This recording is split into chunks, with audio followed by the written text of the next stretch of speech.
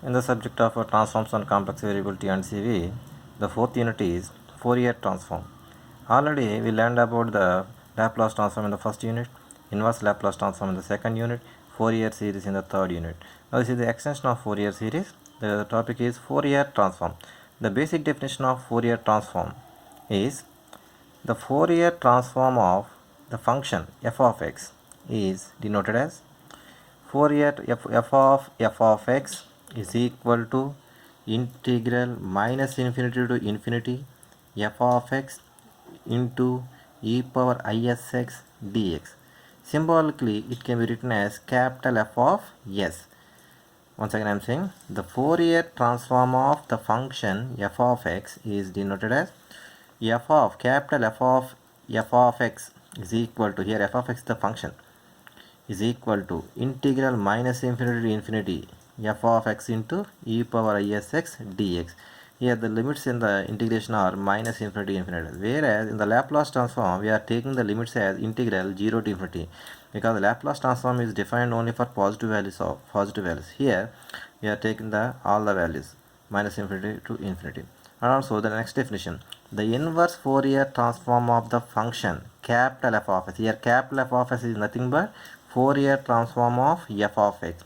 The inverse Fourier transform of capital F of s is given by f of x is equal to 1 by 2 pi into integral minus infinity to infinity capital F of s into e power minus isx ds.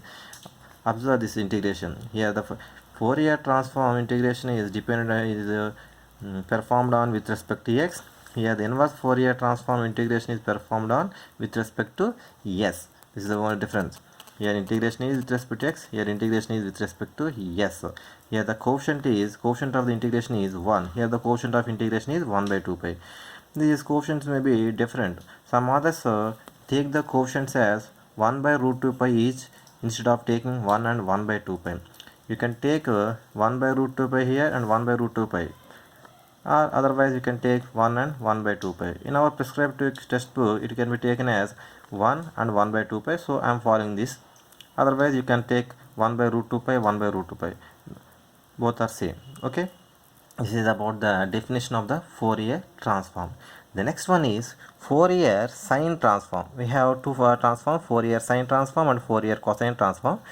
Fourier, the first definition is Fourier sine transform. The Fourier sine transform of f of x in the interval, here the only we are taking sine and cosine, only positive values we are taking.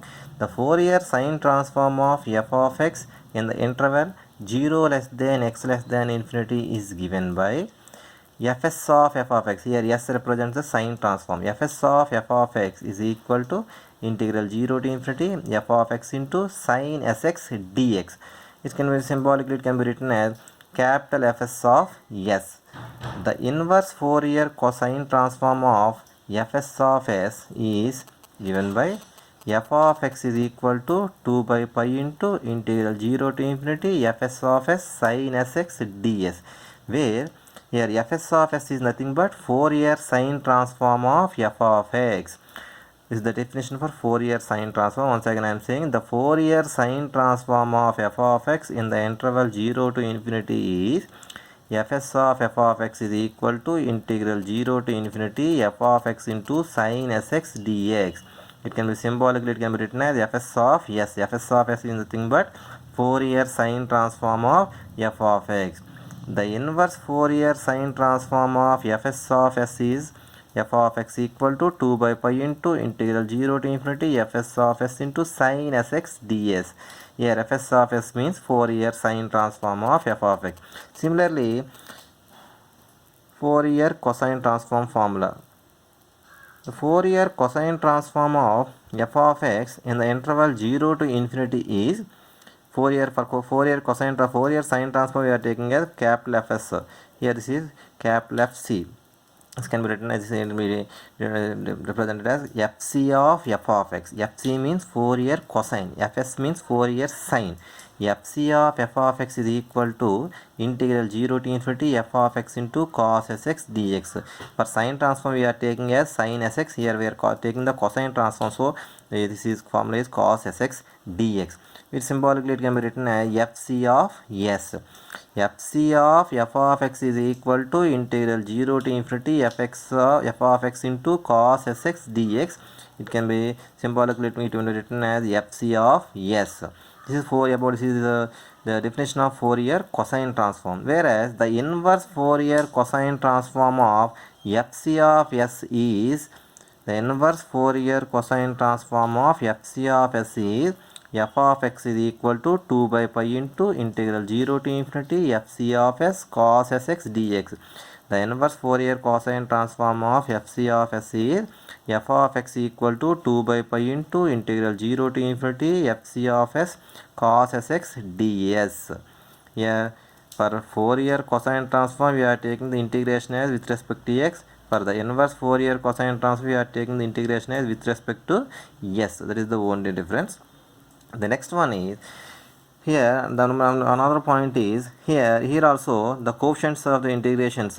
Here for the Fourier sine transform we are taking the quotient as 1, the inverse Fourier sine transform the quotient as 2 by pi. Here also for the Fourier cosine transform the quotient of the integration is 1. Here also the inverse Fourier cosine transform the integration is before integration the quotient is 2 by pi. Instead of taking 1 and 2 pi, some others can take square root of 2 by pi each, and that means you have to take here 2 root 2 by pi, here also root 2 by pi. Otherwise you can take 1 and 2 by pi. Both are same. The value of the problem, so that the solution will not be changed for taking the quotients as 1 and 2 by pi or root 2 by pi each. Okay, now we are discussing about the first problem in this topic. The first problem is find the Fourier transform of the function e power minus x square by 2. The first problem is find the Fourier transform of e power minus x square by 2. Here for this function e power minus x square